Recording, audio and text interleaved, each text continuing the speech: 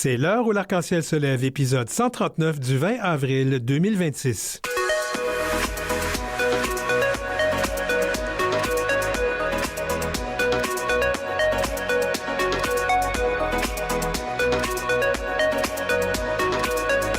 Une grosse émission aujourd'hui. On va parler des préoccupations du Comité des droits de l'homme de l'ONU concernant la situation des personnes LGBTQIA+, au Canada.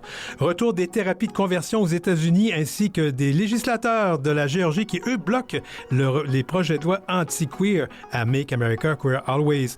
Et puis, recul des droits trans au Portugal, mais nouvelle loi contre les guet-apens sur Grindr en France à la chronique Transatlant Queer. Samia Amrani, porte-parole de la journée de visibilité lesbienne. Et on va parler aussi du mouvement noir et queer au Canada, toute première organisation nationale. Tout de suite à cette émission.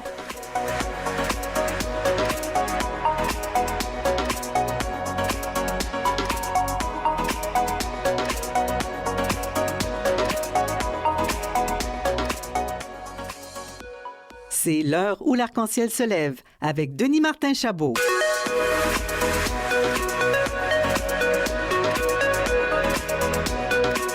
Actualité. Dans un rapport, le Comité des droits de l'homme de l'ONU pointe du doigt la situation des personnes LGBTQIA+, au Canada. Alors que le pays a longtemps été perçu comme un modèle de protection, ce document souligne des reculs inquiétants et un climat social de plus en plus hostile. Magali Boudon, tu es directrice générale du Conseil québécois LGBT. Merci d'être avec nous pour en parler. Bienvenue à l'émission, Magali. Salut Denis Martin, merci pour l'invitation. Alors, le Conseil québécois LGBT dit que l'ONU a entendu son cri du cœur. Pourquoi c'était nécessaire de porter les préoccupations du Conseil québécois LGBT et aussi de la Clinique internationale de la défense des droits de l'UQAM jusqu'aux Nations unies pour que la situation canadienne soit enfin prise au sérieux? C'était pour nous une reconnaissance en fait de ce que les organismes disent depuis des années, puis c'est désormais confirmé par l'ONU, comme tu l'as bien dit. C'est pour nous, il y a eu des dizaines de rapports de recherche, des témoignages innombrables, des organisations. Donc on n'est pas les seuls à avoir fait ces cris du cœur, et on n'a pas l'impression que les choses bougent pour autant, bien au contraire. Alors on espère que ce rapport pourra convaincre nos décideurs de l'importance d'agir. Donc on note que la tendance positive du Canada en matière de droits se renverse. C'est quoi les phénomènes précis documentés dans votre mémoire qui ont particulièrement été retenus par le comité? Ce comité a retenu en fait un recul particulièrement au niveau des provinces. En fait, on a vu au Québec, en Alberta, en Saskatchewan, différentes directives, règlements ou lois se mettre en place dans les dernières années et qui venaient en fait soit limiter, soit complètement créer un recul des droits, ou alors ne pas en fait favoriser la sensibilisation, la prévention envers les personnes LGBTQ+. Le comité souligne aussi une prévalence alarmante du harcèlement, de l'exclusion sociale. Au-delà de ce constat, l'ONU appelle en fait à des campagnes d'information et des programmes éducatifs dans les écoles. Alors, quelle forme concrète ces mesures-là devraient prendre au Québec et au Canada pour contrer efficacement les stéréotypes? Mais en fait, il y a deux avenues. La première avenue, elle est que les différents ministères de l'Éducation pourraient mettre en application en fait les cours, ce qu'on appelle les cours à la sexualité, de façon un peu basique, mais qui amènent justement dès le plus jeune âge, parce qu'il faut intervenir quand les enfants ont, en général entre 8 puis 12 ans, de pouvoir tout de suite sensibiliser, expliquer et par le fait même avoir des conséquences sur leur j'ai envie de dire leur intolérance par la suite. Après ça, il y a évidemment le financement auprès des organismes communautaires qui font déjà tout ce travail de prévention dans les écoles, mais ce qu'on voit au jour d'aujourd'hui, c'est... Ça va pas fort, ouais. C'est non seulement ça va pas fort, mais on est en plus dans des contextes tellement de violence dans les écoles et d'intolérance que même les intervenants des organismes ne veulent plus y aller en ce moment. Là. Wow. On va parler de l'enjeu des enfants intersexes. C'est important tout ça parce que c'est un point spécifique du rapport qui concerne l'absence d'interdiction des chirurgies non consenties sur les enfants intersexes dans le code criminel. Pourquoi cette réforme législative recommandée par l'ONU est-elle une priorité absolue dans le respect de l'intégrité physique au Canada? Mais c'est une priorité absolue parce que ce qu'on observe aujourd'hui, c'est qu'il y a une espèce de flou toujours qui fait que il y a encore et toujours des chirurgies qui sont non nécessaires en fait. Ce qu'on appellerait des chirurgies de normalisation qui sont faites sur des enfants de moins de 2 ans. Mais quand on observe les chiffres, je pense que c'était, je ne veux pas dire n'importe quoi, mais au Québec, dans des opérations qui ont été faites, il a été prouvé qu'elles étaient sans nécessité médicale. Donc il y a ce danger là pour l'enfant en tant que tel. C'était vraiment une décision des parents, des médecins en fait et de choisir au niveau de la chirurgie pour l'enfant finalement. Ouais, pour bien comprendre, les enfants intersexes viennent au monde puis c'est peut-être pas très clair quand on regarde c'est quoi le genre assigné à la naissance et on décide pour eux ou pour elles. Pour eux, exactement. Ouais. Des préjudices irréparables en fait, tout à fait. Pour ce que ça va devenir. Tout à fait. Il faut avancer là-dessus. Ça fait des années que ça n'avance pas. Et qui reste ce flou-là qui malheureusement donc laisse la part belle à des décisions qui ne sont pas forcément dans l'intérêt de l'enfant. Alors maintenant, je terminerai là-dessus. Au Conseil, vous demandez au gouvernement, vous demandez si le gouvernement canadien fera preuve d'autant d'écoute que l'ONU. Ce serait quoi les premières étapes attendues des décideurs suite à la publication de ces observations? Nous, ce qu'on veut au Canada, c'est un cadre légal plus clair contre la haine, l'intimidation et la cyberintimidation. Donc, de cesser ce flou-là qui perdure encore, que ce soit, comme on l'a dit, au niveau des opérations, mais aussi au niveau des thérapies de conversion, par exemple. Ça fait, je ne sais pas combien de temps qu'on n'a pas vu une grosse campagne au Canada. On serait dû d'une campagne contre la haine pour qu'on se sente à nouveau protégé par nos décideurs politiques. Magali Boudon, c'était clair tout ça. Merci beaucoup. Vous êtes directrice générale du Conseil québécois LGBT. Merci beaucoup d'avoir été avec nous. Merci, Denis Martin. Bonne journée. Merci. C'est l'heure où l'arc-en-ciel se lève avec Denis Martin Chabot.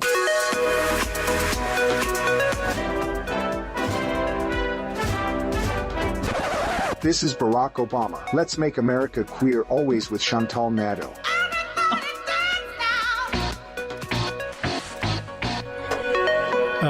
Je sais que tu aimes ça, cette présentation-là. Chantal Nadeau, qui est professeure d'études féministes et de genre à l'Université de l'Illinois. Chantal, on commence en gros. La Cour suprême des États-Unis vient de rendre une décision qui ébranle le monde de la santé.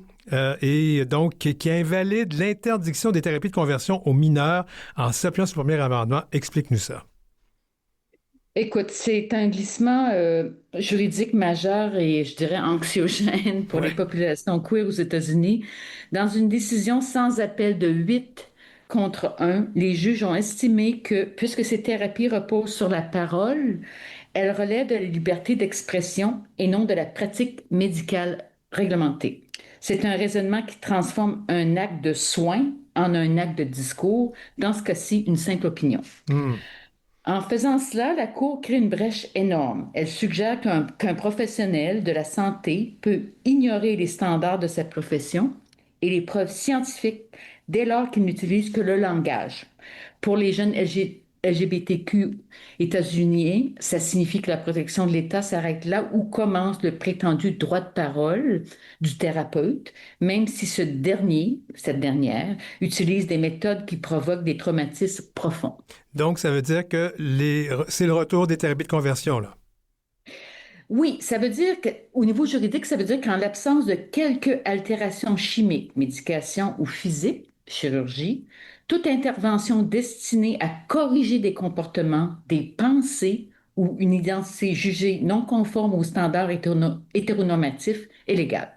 Aïe, aïe, aïe, aïe, aïe. Bon, mais l'ONU avait quand même qualifié les thérapies de conversion de torture. Oui, en effet, mais comme tu sais, l'ONU a un pouvoir moral et non juridique. Ouais. Alors, il faut savoir, pour avoir des statistiques aux États-Unis, qu'est-ce qui se passe avec les thérapies de conversion? J'ai fait un décompte dans les États. Il faut savoir qu'en ce moment, il y a 23 États qui ont jugé illégales les thérapies de conversion, 4 États qui restreignent les thérapies de conversion, mais n'interdisent pas à certains professionnels de la santé dûment accrédités de dispenser des soins de conversion, et 5 États, tous du Sud, je parle du Sud continental, interdisent toute loi prescrivant les thérapies de conversion, ce qui nous laisse avec 18 États avec un vide juridique. Bon. Ben, cela dit, il y avait pas, c'est pas tout le monde sur la Cour suprême qui était d'accord. Il y a eu la dissidence, la juge Ketanji Brown Jackson qui a publié une opinion dissidente extrêmement vigoureuse. Oui, la juge Jackson, brillante avocate progressiste et première femme noire nommée à la Cour suprême, rappelle une vérité fondamentale qui semble avoir échappé à ses collègues, incluant ses alliés libéraux Sotomayor et Kagan. La médecine n'est pas un débat d'idées, c'est une science basée sur des faits. Elle dénonce l'idée que les traitements par la parole seraient immunisés contre la réglementation sous prétexte qu'ils ne sont pas chirurgicaux. Elle insiste sur le fait que la société états-unienne a établi des normes claires pour protéger les citoyens contre l'incompétence et les traitements soi-disant préjudiciables. Sa distance assassine est un rappel puissant que la liberté d'expression ne devrait jamais être un permis de répression ou de négation, surtout lorsqu'il s'agit de la santé mentale des mineurs. C'est vraiment quelqu'un qui fait parler d'elle, hein, cette juge? Oui, elle a été nommée par Biden. Ouais. Et je dirais que Biden avait déjà du sang sur les mains à cause c'est à cause de lui qu'on s'est ramassé avec Clarence Thomas à la Cour Oui, suprême. oui, oui, oui. Oui, oui. Alors, quand même, c'est une juge qui est super articulée. Elle vient du milieu communautaire. Elle a fait plein de trucs au niveau des cours d'appel. C'est vraiment une femme brillante. C'est la plus jeune, d'ailleurs, sur la Cour suprême parce que pour l'auditoire canadien et francophone, il faut savoir qu'aux États-Unis, les juges sont nommés à vie. Oui. Maintenant, là, cela dit, une opinion dissidente, ça sert à quoi quand la majorité a dit que c'était correct? Ce que ça fait, c'est que ça donne des munitions à des groupes comme ACLU, tous les groupes qui essaient de contester, qui amènent en cours, qui font des réclamations en Donc, on appel. pourrait ramener cette question-là. Oui, donc ça peut faire jurisprudence éventuellement. C'est sûr qu'on parle de pas demain matin, hein, Non, mais c'est ça intéressant. donne.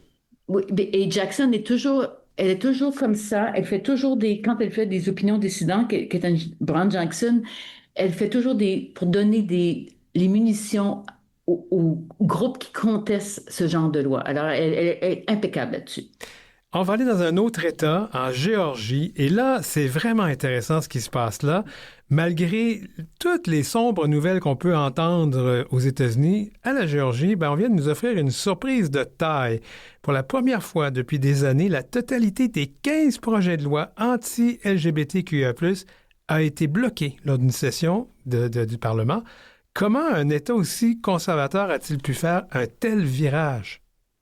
Moi, je dirais que je retourne à Brown Jackson et je pense que quand elle parle il y a les risques accrus de dépression, de pulsions suicidaires par ce genre de décision qui a été faite par rapport aux conversions de thérapie, je te dirais que c'est une victoire historique qui repose sur une mobilisation et une coordination de terrain sans précédent entre activistes et groupes de défense des droits des communautés LGBTQ+.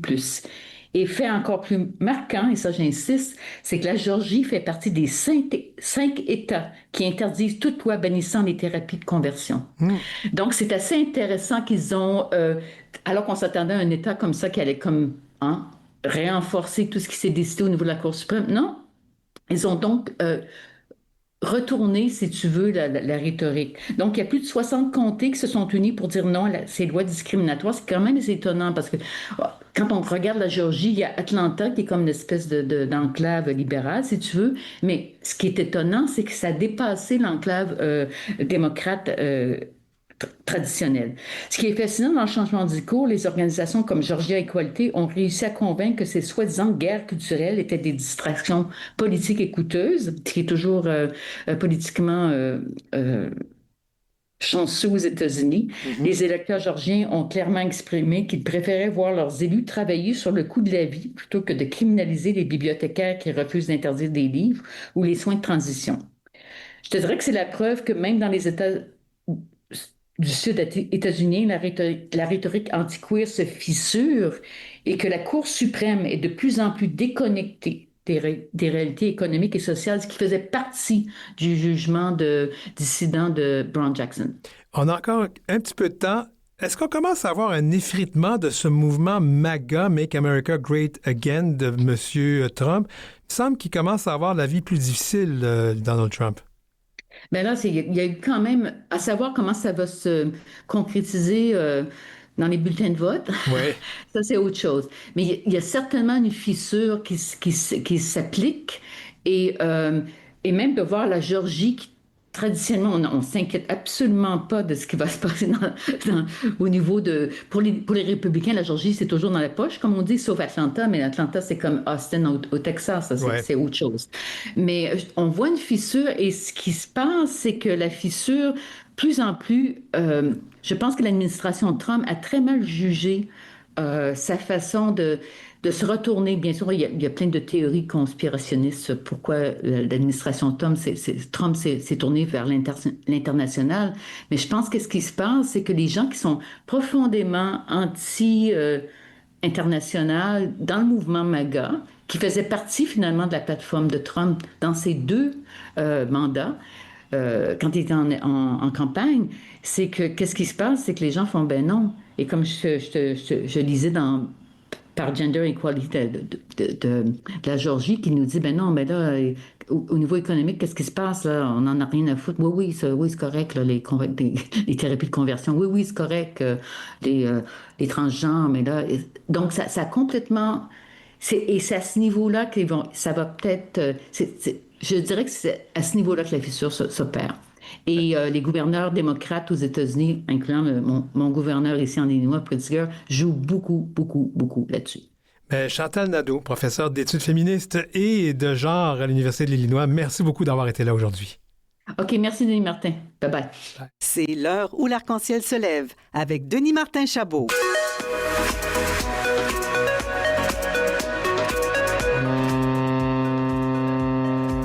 Ici Marine Le Pen. Voici Transatlantique Queer, des nouvelles d'Outre-mer avec Christophe Gérard. Bon, on a dépoussiéré Marine Le Pen pour te faire plaisir, Christophe. Bonjour, Christophe Gérard. Bonjour Denis Martin, comment vas-tu? Ça va bien. Alors, on commence cette chronique avec une nouvelle qui nous vient d'un pays qu'on citait souvent comme un exemple pour son progressisme, un peu comme le Canada finalement, le Portugal. Mais le vent semble tourner. On parle d'un véritable coup de force législatif contre les personnes trans et intersexes. Que s'est-il passé donc au Parlement de Lisbonne? Mais c'est un véritable séisme, Denis Martin. On pensait en effet que le Portugal, solidement ancré dans le peloton de tête des pays protecteurs, et pourtant les 19 et 20 mars dernier, le ciel s'est assombri d'un coup, hein, puisque le Parlement a adopté en première lecture toute une série de projets de loi qui visent purement et simplement à démanteler les acquis de 2018. Alors à l'époque, le pays avait fait l'histoire en permettant le changement de genre à l'état civil sur simple déclaration. Aujourd'hui, il veut faire tout simplement marche arrière. C'est une alliance politique assez large qui a porté ce projet, si je comprends bien. Tout à fait, hein. C'est le résultat d'une coalition de circonstances, faut le dire, entre la droite traditionnelle, le parti social-démocrate, le parti populaire, avec l'extrême droite du parti Chega. Le vote est sans appel, 151 voix contre 79. On assiste à une offensive frontale qui utilise une fois de plus les personnes trans comme des boucs émissaires d'un repli identitaire. Quand on regarde le détail de ces textes, on a l'impression d'un retour en arrière de plusieurs décennies. C'est le retour même de la pathologisation là, d'être trans ou intersexe. C'est précisément ça, Denis Martin. En fait, on veut rétablir le verrou médical. Fini l'autodétermination. Il faudrait à nouveau qu'un psychiatre ou un médecin valide qui vous êtes pour que l'État daigne modifier vos papiers. Et puis, c'est pas tout, hein, puisque les textes prévoient également de remonter l'âge légal pour le changement d'état civil de 16 à 18 ans, d'encadrer, faut comprendre par là restreindre l'accès aux soins des transitions, et même d'instaurer une forme de censure scolaire hein, sur les thématiques LGBTQIA+, un peu à la manière de ce qu'on a vu en Hongrie. Qui, on espère, va changer peut-être avec le nouveau gouvernement, mais ça, on va y revenir. Forcément, là, la communauté sur place ne reste pas silencieuse. Il y a eu des manifestations devant le Parlement. Tout à fait, hein. La riposte s'organise sous les drapeaux bleu, blanc et rose. Alors le message des manifestants est simple et limpide. Mon identité n'est pas un débat. Les associations telles que ILGA Europe ou TGEU sont en état d'alerte maximum. Ce qui est particulièrement cruel, c'est que ces textes menacent aussi les personnes intersexes en affaiblissant notamment les protections contre les mutilations médicales qui ne sont pas consenties. On s'attaque à l'intégrité physique et à la dignité la plus élémentaire. Christophe, le Portugal était un pionnier. Est-ce que ce retour en arrière risque de faire tache d'huile en Europe? Ben, c'est tout le danger, hein. L'ONG Forbidden Colors utilise une image qui est très juste. Les personnes trans sont un peu les canaris dans la mine. Elles sont les premières cibles des politiques réactionnaires, mais elles ne sont jamais les dernières. Et quand un pays comme le Portugal, qui était au sommet du Rainbow Bump, commence à vaciller, ben, c'est toute l'architecture des droits humains en Europe qui est fragilisée. Et le passage de ces textes en commission sera un test de vérité. Alors, est-ce que le Portugal va choisir de rester une démocratie inclusive ou alors de céder aux sirènes de la réaction? Bah, en tout cas, une chose est sûre, Denis Martin, c'est que quand un pionnier recule, c'est nous tous qui perdons du terrain. Bon, tu continues avec un sujet qui touche au cœur de notre quotidien numérique. On le sait, pour beaucoup d'entre nous, les applications de rencontres sont devenues le passage obligé pour faire des connaissances. Mais ces espaces de drague se sont transformés pour certains en véritables terrains de chasse. Le gouvernement français vient de réagir avec une annonce de taille là, ce 23 mars dernier. On s'attaque enfin donc à ces guet-apens. Eh oui, enfin, c'est le mot. Il était temps hein, que l'État siffle la fin de la récréation pour les prédateurs. C'est la ministre de l'égalité entre les femmes et les hommes et de la lutte contre les discriminations, Aurore Berger, qui porte ce dossier. Elle tente ici de répondre à un constat absolument glaçant. Rien qu'en 2024, on recensait en France un guet-apens LGBT-phobe tous les 4 jours. Alors le mode opératoire est d'une cruauté chirurgicale et on a tous en tête le témoignage d'Eddie Reynaud hein, que Oui. tu avais reçu il y a quelques semaines.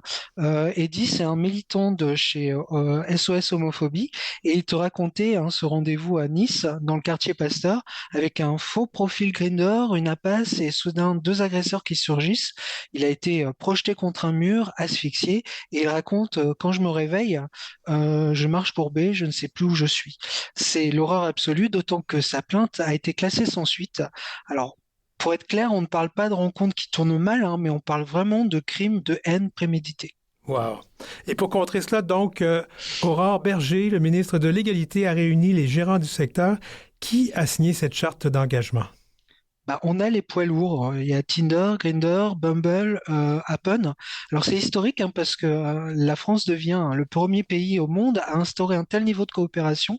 Alors l'idée, c'est de briser le sentiment d'impunité derrière l'écran. Concrètement, la charte prévoit un accès facilité aux données des agresseurs pour la police et surtout un bannissement croisé. En fait, si tu te fais virer d'une application pour comportement violent, bah, tu ne pourras pas aller recréer un profil sur une autre application. Ah bon, OK. Justement, sur la question des profils, il y a toujours cette peur de perdre l'anonymat, qui est parfois une protection vitale pour les membres de de notre communauté ou de nos communautés, je devrais dire. Comment la ministre compte-t-elle s'y prendre? Bah, c'est un point d'équilibre délicat, hein. La ministre se veut rassurante. En fait, l'objectif, c'est pas de forcer les gens à afficher son nom et son prénom en public. Loin de là, on parle de généraliser le profil vérifié. En interne, c'est-à-dire par un selfie ou une pièce d'identité, l'utilisateur pourra ensuite choisir de ne filtrer que les profils certifiés. Alors, c'est une façon de réduire drastiquement le risque de tomber sur un cas de fiche malveillant sans pour autant sortir du placard de force. Alors, les associations comme SOS Homophobie ou Stop Homophobie en Europe ou en France ont beaucoup poussé pour cette signature. Elles sont satisfaites du résultat? C'est une victoire pour elles, hein, c'est indéniable. Elles seront aux premières loges pour former les modérateurs et élaborer les messages de prévention. Mais il y a un mais. Stop Homophobie a noté avec amertume que certains acteurs, pourtant présents aux discussions, n'ont pas encore signé. Alors on parle de Scruff, Hornet ou Roméo. La porte reste ouverte, hein, mais le message est clair. Pour être efficace, la sécurité ne peut pas être une option à la carte. Et au-delà des agressions physiques, les associations demandent déjà d'élargir ce combat à d'autres réalités comme le chemsex. Absolument, hein. La sécurité, c'est quelque chose de global.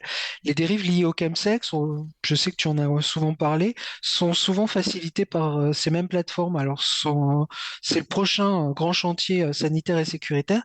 On ne peut pas se contenter de protéger les corps des coups de poing si on ignore les risques d'overdose et d'agression sexuelle sous produits. Oui, tout à fait. On est à 1 an de la présidentielle en France. Le contexte économique, le contexte politique, j'allais dire, est lourd. Est-ce qu'il y a une part de calcul politique dans cette annonce? Bah, on va pas se mentir, hein, Denis Martin, le gouvernement voit les sondages. J'en parlais le mois dernier, il y a 27% de l'électorat LGBT qui serait tenté par le Rassemblement national. Alors c'est paradoxal quand on regarde le bilan de ce parti qui est d'extrême droite, même s'il s'en défend. Le RN, c'est une constante d'abstention ou de vote contre nos droits au Parlement européen, mais également à l'Assemblée nationale. Par exemple, contre la reconnaissance de l'homoparentalité, contre la condamnation des zones sans LGBT en Pologne, ou encore l'interdiction des thérapies de conversion. Il ne faut pas oublier les liens avec le Hongrois Viktor Orban, tu en parlais tout à l'heure, il a Oui. été battu récemment, c'était le 12 avril, lors des élections législatives en Hongrie. Il a été battu par quelqu'un qui s'appelle Péter Magyar. Alors, pour nous, ça va pas changer grand-chose hein, pour la communauté LGBT. Ce monsieur est issu du parti d'Orban à la base. C'est un conservateur, certes pro-européen, mais il reste conservateur. Il a fait son programme vraiment sur l'économie et il est resté très ambigu sur les droits LGBT dans son pays. À suivre. Donc, il nous reste 2 minutes. On va aller tout de suite du côté est et sud de l'Europe. On a souvent dépeint ces régions comme étant des bastions de résistance conservatrice, mais depuis le 20 mars, vendredi 20 mars, 2 décisions de justice majeures sont tombées. On commence par la Grèce. Tout à fait, hein, c'est ce qu'on appelle bétonner une réforme. Alors, tu t'en souviens, en 2024, la Grèce avait créé la surprise en devenant le premier pays chrétien orthodoxe à légaliser le mariage et l'adoption. Mais les opposants et l'Église, notamment, n'avaient pas dit leur dernier mot et ils ont saisi le Conseil d'État pour tenter de faire annuler les modalités d'application et notamment sur l'état civil. Et la réponse des juges est tombée le 20 mars comme un coup près. Leurs recours sont rejetés. Bon, that's it. On va aller tout de suite en Pologne parce que là aussi, il se passe de quoi sur le mariage toujours. Tout à fait, hein. C'est une victoire pragmatique mais capitale. La Cour administrative suprême de Pologne a annulé le refus d'une administration de transcrire un acte de mariage conclu à l'étranger entre 2 personnes de même sexe. Alors jusqu'ici, c'était un parcours du combattant. Si tu te mariais par exemple en France ou en Espagne, une fois rentré en Pologne, tu redevenais un célibataire aux yeux de l'État.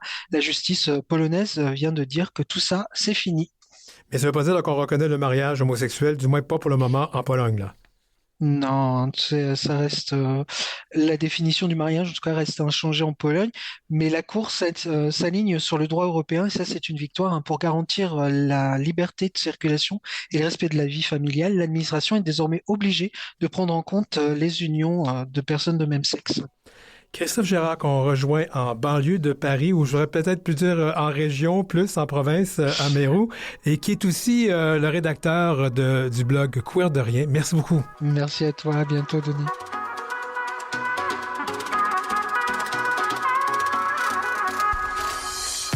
Après la pause, on va parler de la journée de la visibilité lesbienne avec Samia Amrani et on parle aussi d'un nouveau mouvement, un mouvement pour reconnaître les personnes noires et queer au Canada.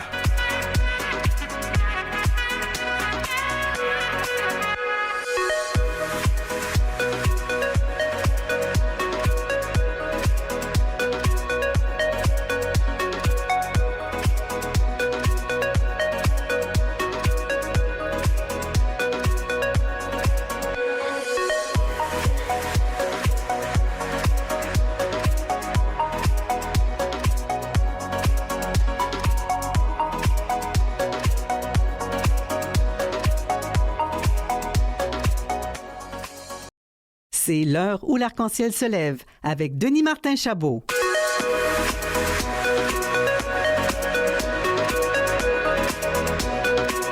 Entrevue. Et la journée de visibilité lesbienne aura lieu, c'est le 26 avril 2026. 26, pardon, ça vise à célébrer les personnes lesbo-queer. Au Québec, les festivités et les marches sont organisées, entre autres, par le Réseau des lesbiennes du Québec. Et pour en parler, nous recevons Samia Amrani, une des co-porte-parole de la journée et une figure marquante des luttes décoloniales et de LGBTQIA+, à Montréal. Elle est avocate de formation, membre active de HLM Montréal. Elle s'investit pour les communautés avec une ferveur exemplaire. Puis je pense que c'est un peu pour ça qu'elle a été nommée co-porte-parole. Je peux aussi souligner qu'elle a cofondé La Fierté Indomptable l'an dernier, un projet célébrant la force des identités queer, saphiques et BIPOC, où nous on dit PANDC, personnes autochtones, noires et de couleur. Samia, comment reçois-tu cet hommage d'être co-porte-parole de la journée de visibilité lesbienne? Salut Denis Martin. Salut, j'aurais dû te dire un petit bonjour avant de commencer. Oui. Oui, ça va bien, ça va bien. Oui. Écoute, je le prends avec énormément d'humilité, mais aussi comme un gros câlin, puis vraiment un baume sur le cœur. Puis c'est vraiment un titre que je porte pas à titre personnel, je le porte vraiment au nom de toutes les personnes qui s'impliquent avec moi là depuis les 10 dernières années et plus, que ce soit pour les luttes justement de personnes queer racisées ou au sein de la Fierté indomptable ou Halem Montréal. C'est vraiment un honneur en fait. Ça a été hyper émouvant et touchant pour moi de recevoir cette nomination, surtout auprès de mes co-porte-paroles qui sont elles aussi incroyables. Donc, Florence et Anne-Sara de Pas peu fière, puis l'incroyable Manon Massé, là, c'est quand même tout un honneur. Tout à fait. On va parler de ton implication auprès d'abord de Halem Montréal. Tu travailles donc avec des personnes queer ou de LGBTQIA+, de la région. Puis là, j'ai lu SWAMNA. SWAMNA, c'est quoi? SWANA, c'est en fait un terme décolonial pour parler du Moyen-Orient. Donc, c'est Southwest Asia and North Africa en anglais. Okay.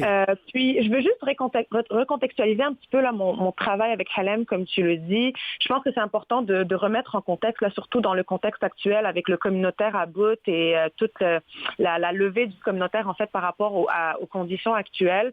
Halem, c'est pas un organisme qui a des employés. Donc, tout ce qu'on fait comme travail, c'est vraiment à titre bénévole. Et d'ailleurs, tout notre travail des dernières années nous a beaucoup essoufflés. En ce moment, on est en recrutement de nouvelles personnes pour rejoindre notre mission. Donc, on espère pouvoir repartir d'un feu nouveau là, pour les prochaines années. C'est quand même du travail important parce qu'on connaît un peu là, ce qui se passe présentement au niveau des... Comment je pourrais dire? La parole raciste décomplexée, tu l'as vécu, hein? Oui, exactement. Non, mais c'est ça. C'est pour ça que c'est important pour moi, parce que, comme tu l'as nommé, là, je suis avocate, donc j'ai quand même un 9 à 5, j'ai mon emploi à temps plein, puis je m'implique aussi auprès d'autres organismes, etc. Donc, c'est sûr qu'on a besoin de mains et je voudrais pas que le projet tombe à l'eau juste par essoufflement. On veut pas donner raison à ce racisme, comme tu dis, banalisé, normalisé. Donc, j'espère vraiment là qu'on va trouver les porteurs de cette voie-là pour la suite. Alors, comment la question de la visibilité lesbienne ou lesbo-queer se croise-t-elle avec les réalités décoloniales que tu défends? Je dirais que toutes nos luttes sont interconnectées. Quand on parle de queerness, on doit aller plus loin puis chercher d'où ça vient ces luttes puis pourquoi aujourd'hui on peut bénéficier d'autant de droits ici, par exemple au Québec, au Canada. Il y a eu des pionnières avant nous, des pionniers, des pionnières avant nous qui se sont battus pour que ces droits soient acceptés, qu'on puisse vivre en fait notre amour et notre identité de manière libre. Et je pense que ce type de lutte, là, cet exemple, ce schéma de lutte peut être copié-collé là, pour toutes les autres, notamment les luttes décoloniales.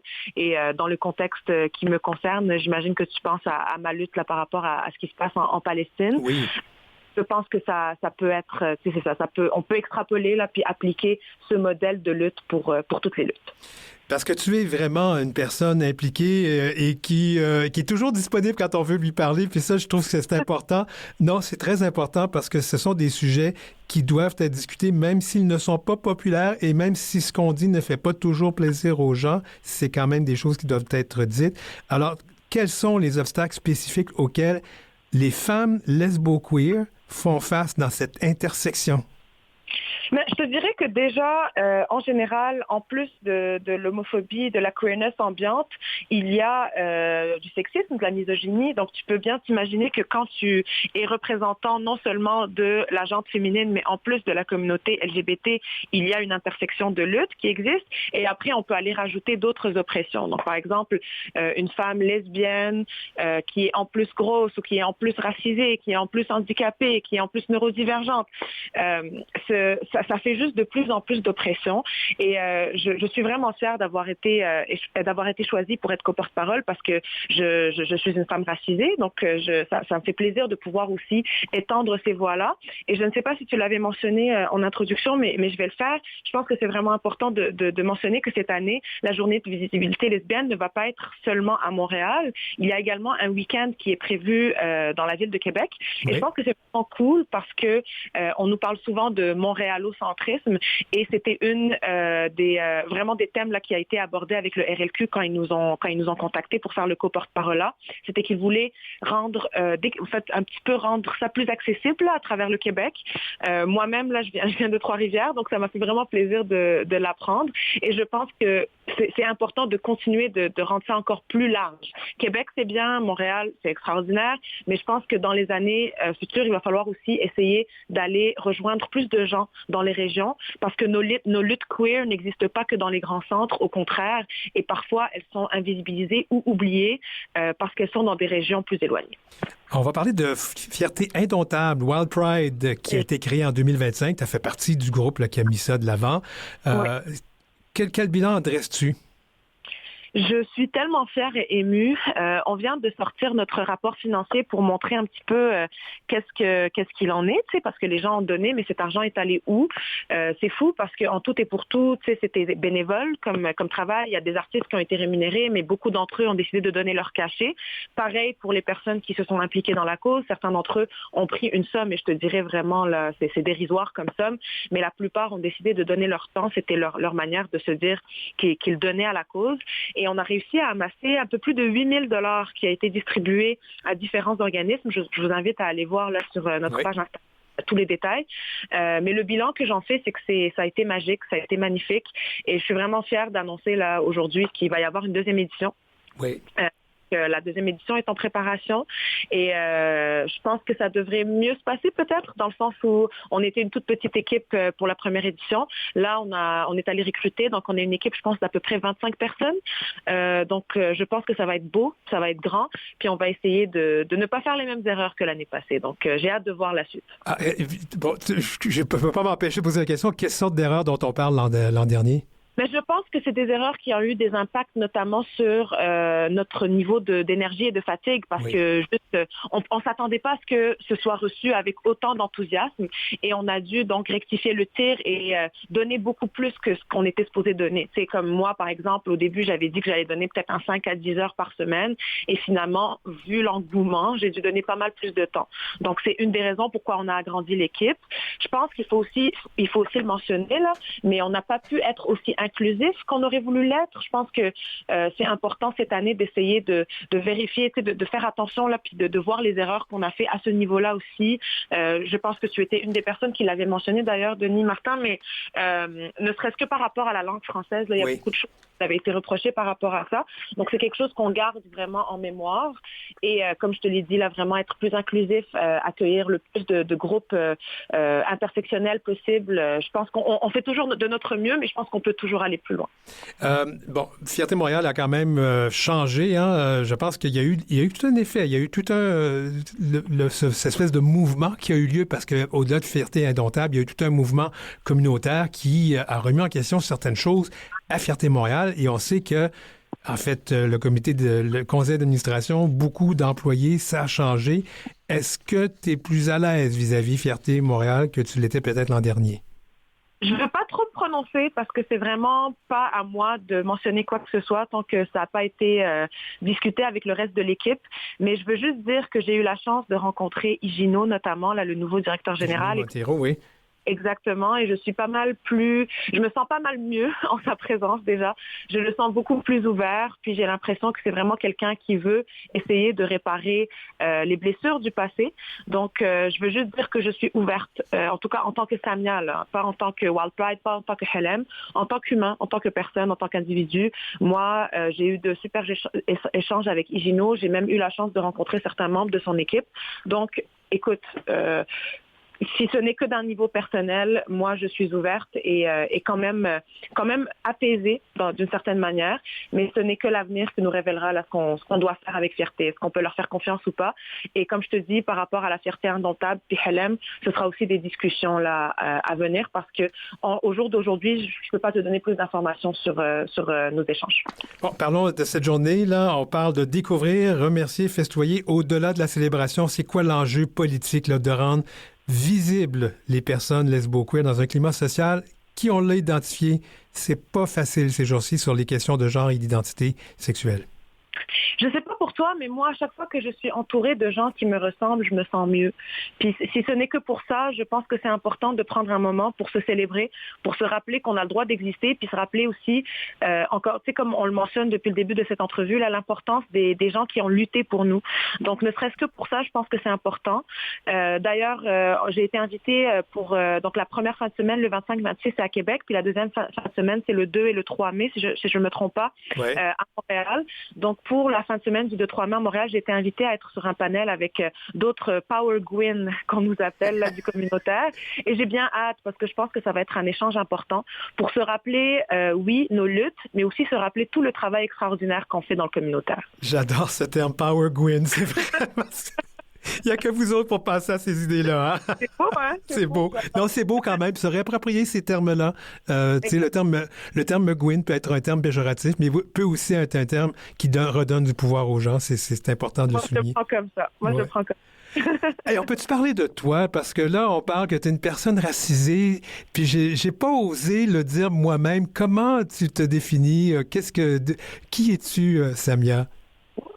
C'est la première fois qu'on pose cette question, je pense, on air. Puis on the spot comme ça, oui.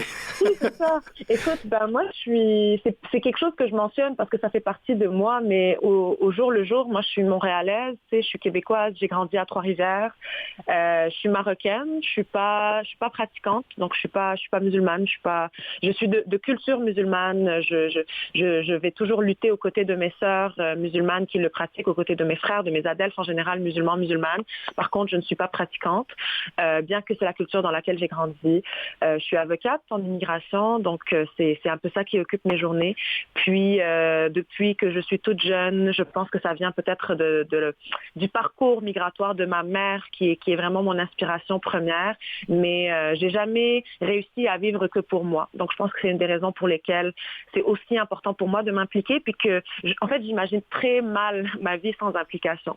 Donc, c'est un peu pour ça que je continue de militer, parce que j'ai l'impression que des fois les gens pensent qu'on fait ça par ego ou parce que ça nous amène quoi que ce soit, mais honnêtement, moi je le fais parce que ça me fait sentir bien, puis parce que ça fait vraiment partie intégrante de mon quotidien que de lutter aux côtés de mes adelphes pour toutes sortes de luttes d'ailleurs. Et voilà, je pense que c'est comme ça que je me définirais. J'aime beaucoup le vin. Oui. On ira prendre un verre. Je vais devoir arrêter ici parce qu'on commence à entrer dans trop de détails puis il va nous manquer de temps. Mais merci beaucoup, Samia Amrani, co-porte-parole de la Journée de visibilité lesbienne. À bientôt. Merci beaucoup pour l'entrevue. Bye bye. Bye bye. C'est l'heure où l'arc-en-ciel se lève avec Denis Martin Chabot.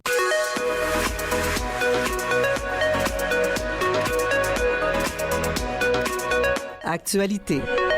Lancement historique de la toute première organisation nationale dédiée spécifiquement aux communautés noires de LGBTQIA+, au pays. Pour en discuter, nous recevons Tyler Boyce, qui est directeur exécutif de Noir et Queer au Canada. Bienvenue à l'émission, Tyler. Merci, je suis ravi d'être ici. On est ravi de te recevoir. Qu'est-ce qui a motivé la création de Noir et Queer au Canada à ce moment précis de notre histoire? Mais avant, j'étais directeur exécutif de Réseau Enchanté. Oui. Et j'ai vu que j'étais la seule personne noire autour des tables où les décisions vraiment importantes ont été prises à propos du financement, de la programmation. Et puis, évidemment, c'est pas une dynamique idéale. Mm-hmm. Donc, à ce moment-là, j'étais au courant du fait qu'il y a besoin d'une organisation nationale qui concentre sur les gens noirs qui sont aussi queer et trans. Alors, au-delà de l'organisation, que représente ce mouvement pour toi personnellement et pour l'ensemble des communautés noires? Parce qu'il n'y a pas une communauté, il y a plusieurs communautés. C'est vraiment un retour à nos racines.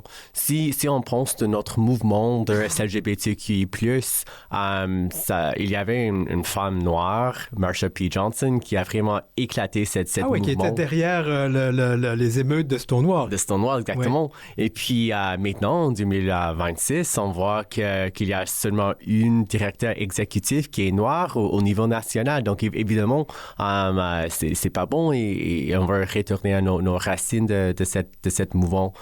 Pour moi, personnellement, c'est vraiment un espace où les idées, les perspectives des gens noirs pour être écoutées et où on ne doit pas comme essayer de combattre le racisme avant d'être entendu, mais jusqu'au début, on peut partager nos idées et informer les politiques et les programmes qui touchent nos vies. Noir et queer au Canada, on a l'impression de passer de l'invisibilité à l'influence. Est-ce que je me trompe? C'est ça? C'est trompant. Quels ont été les principaux obstacles systémiques qui ont maintenu les personnes noires de LGBTQIA+, ou de la diversité sexuelle et de genre dans l'ombre jusqu'à aujourd'hui?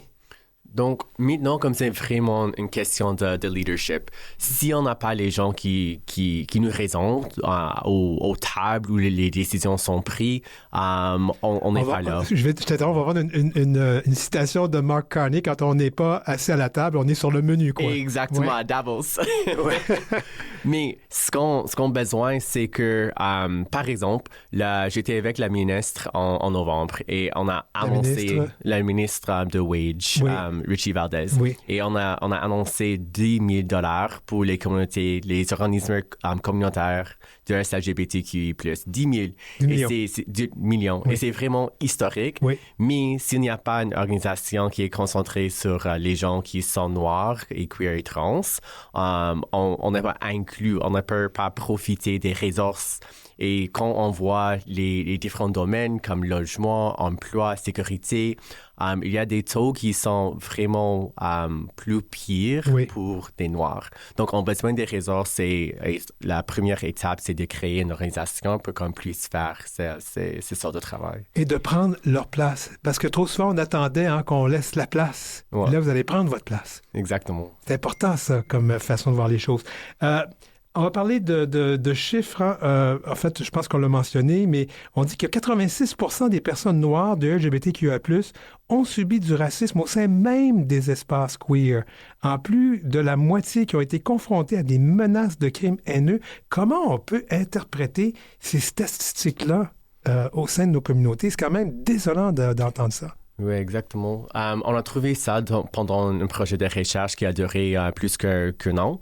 Et pour nous, en tant que Noirs, c'est pas quelque chose surprenant. C'est ça que je trouve encore plus triste. Vous n'êtes pas surpris de ces chiffres-là? Pas du tout. Comme des fois, si on parle toujours d'inclusion, mais des fois, l'inclusion n'est pas vraiment possible parce qu'il y a le racisme dans notre propre communauté de LGBTQI+. Et quelqu'un a créé cette mythose que les communautés de LGBTQI+, sont à l'abri de la racisme, mais c'est pas vrai. De toute évidence, c'est pas vrai, oui. Donc, on a des amis, on a des alliés dans notre communauté, mais il y a aussi des problèmes qui doivent être réglés dans notre communauté. Et ça veut dire quoi aussi sur l'urgence d'agir quand on voit ces chiffres-là? Mais c'est vraiment un contexte d'urgence. Si on parle des crimes haineux, on sait que les crimes contre la communauté de LGBTQI+, sont l'un des plus violents. Oui. Mais les crimes haineux qui sont les plus communs au Canada sont envers des Noirs. Donc, si on n'est pas dans des espaces où les décisions sont prises, où les ressources, où on discute le financement de notre mouvement, on ne peut pas régler ces mauvais taux de haine. Oui. Donc, votre organisme va se concentrer beaucoup sur la recherche. On veut du changement politique. On va au-delà là, de la simple visibilité. Remarque, c'est important d'être vu, mais on va aller plus loin que ça. Alors, qu'est-ce qu'on peut dire de votre collaboration actuelle avec le gouvernement fédéral pour faire progresser l'équité en emploi pour les fonctionnaires noirs et queer? Oui, donc vraiment, c'est un de notre environ de focus. On veut assurer que les gens noirs et queer ont à la base la possibilité d'avoir des emplois qui sont dignes, les emplois qui sont stables, pour qu'ils puissent régler leurs propres problèmes. Mais ça commence avec le logement, mais ça commence aussi avec l'emploi. Et nous avons des partenariats partout au Canada pour régler ces problèmes, pour créer des opportunités d'emploi. Est-ce que je peux t'amener sur un terrain qui est peut-être un peu délicat, mais il faut en parler? Beaucoup de personnes vont dire, être queer dans les communautés noires, c'est souvent pas bien vu. Alors, il y a comme il y a comme vous subissez un peu de discrimination vis-à-vis les personnes blanches, mais même au sein de vos propres communautés. Est-ce qu'il y a un travail à faire auprès des communautés noires, tu penses? Bien sûr, il y a de travail à faire, mais il y a aussi de travail à faire de raconter nos propres histoires, Oui. parce que toujours il y a cette mythose envers les mythologies à propos des communautés noires qui sont plus homophobes que des autres communautés, mais c'est pas vrai. Mais la raison que cette histoire est partout, c'est parce que on n'a pas une organisation comme Noir et Queer au Canada pour qu'on puisse raconter nos propres histoires, nos propres perspectives et expériences dans notre propre communauté. Donc, oui, il y a du travail à faire dans la communauté noire, mais il y a le travail à faire dans toutes les communautés. Toutes les communautés sont au même niveau. Et finalement, c'est toujours un peu... Et j'ai posé la question en sachant très bien que je m'en allais là, parce que c'est une vue qui est quand même très raciste de penser que les communautés noires sont moins ouvertes vis-à-vis les personnes homosexuelles. Exactement ça, ouais. Ouais. Que dire aussi des communautés queer? Là, on a dit, parfois, c'est sûr qu'il y a de la discrimination. Il y a plusieurs sortes de discrimination. Puis là, je vais t'amener sur un autre terrain qui est un peu délicat, mais tout ce terrain de ce qu'on appelle l'objectivisation surtout chez les hommes gays, des hommes noirs. Est-ce que c'est quelque chose qui est omniprésent ou je me trompe? Non, c'est bien sûr omniprésent et c'est à cause des stéréotypes. Et la chose qu'au Noir et Queer au Canada, on est concentré sur de mettre la confiance, même ou uniquement comme dans les jeunes, pour qu'ils puissent le voir d'une façon qui est beaucoup plus grande des stéréotypes qui existent, ne sont pas juste les stéréotypes, mais ils sont des individuels aussi avec leur propre intérêt et tout ça. Et il faut être apprécié comme ça. Oui, je ne vais pas rentrer dans les détails, mais je pense que les gens comprennent où est-ce que je voulais aller avec ça, parce que c'est souvent un des problèmes que beaucoup de personnes, d'hommes noirs, queer, que je connais, me racontent, puis je me dis, mais c'est pas croyable qu'en 2026, on est encore là. Exactement. Encore du travail à faire. L'organisme aspire à ce que les communautés s'épanouissent dans la sécurité et l'autodétermination. Alors, quel message on peut envoyer aux jeunes noirs et queer qui cherchent aujourd'hui des espaces où ils peuvent enfin rêver d'être qui ils ou elles sont sans limite? Mais en premier, c'est juste à dire qu'ils sont parfaits. Vous êtes parfaits comme vous êtes. Des fois, c'est difficile d'imaginer un monde qu'on n'a jamais vu avant. Oui. Donc, de voir comme la représentation d'une organisation nationale noire et queer au Canada pour voir qu'on n'est pas seul, mais en fait, on est parti d'une coalition, communauté partout au Canada. C'est ça où la change commence. Donc, je veux que les gens sont au courant du fait qu'ils ne sont pas seuls. On est là, moi, je suis là, et on a du travail à faire, mais on va faire ce travail ensemble. Et de faire reconnaître aussi qu'il y a une discrimination systémique, pour ne pas dire racisme systémique. Le simple fait de se promener en auto, parfois, c'est compliqué quand on est une personne noire. Les problèmes avec la police qui ont faire face aux communautés noires, mais aussi les problèmes avec la police qui sont faire face aux communautés diverses LGBTQI+. Il faut avoir des différentes perspectives, la recherche, ce qu'on fait au Noir et Queer au Canada, pour qu'on puisse informer des politiques publiques qui sont meilleures. Alors là, vous êtes situé présentement, vous êtes un peu partout au Canada ou votre siège social est ici à Montréal? Partout au Canada, Montréal, Ottawa, Edmonton et aussi Vancouver. Et là, je sais qu'il y aura une espèce de lancement qui aura lieu avec un sommet. Alors, raconte. Oui, donc c'est le plus grand sommet des gens noirs, queer et trans dans l'histoire du Canada. C'était à Ottawa en février avec des centaines, des leaders noirs, queer et trans. Et on a vraiment imaginé un monde meilleur, un monde où nous sommes pas seulement inclus, mais où nous aussi dirigeons l'agenda de notre système politique, nos politiques publiques, nos programmes, où on discute qu'est-ce qu'on a besoin et quelles sont les solutions. Et c'est vraiment, il y a de pouvoir dans ça, où les gens se sentent que leur voix a de valeur. J'aimerais parler à Tyler lui-même. Alors, Tyler, t'as grandi où? Moi, j'ai grandi à Ottawa, mais je suis maintenant à Montréal. À Montréal. Comment c'était de grandir comme jeune homme noir et queer? À Ottawa. À Ottawa? C'était différent à Ottawa. À Ottawa, ils roulent les trottoirs après 10 heures le soir.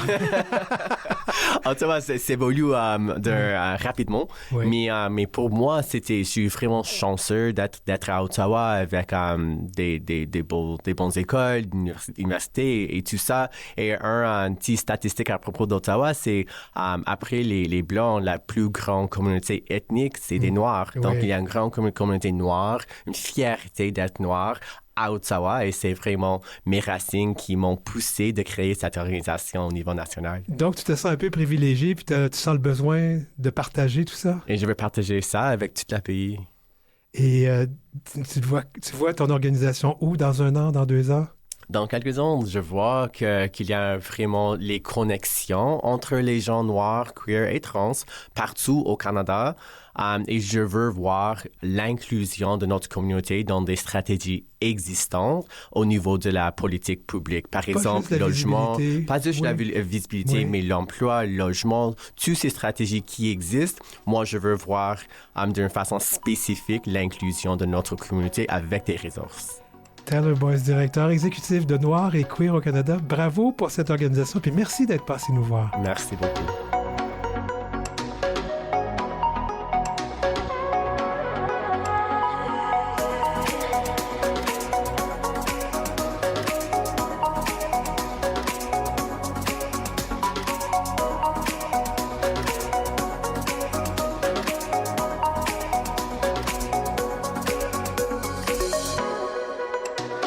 Cet épisode 139 de l'heure où l'arc-en-ciel se lève tire à sa fin. Un grand merci à nos invités et collaborateurs du jour, Magali Boudon, Chantal Nadeau, Christophe Gérard, Samia Amrani et Tyler Boyce.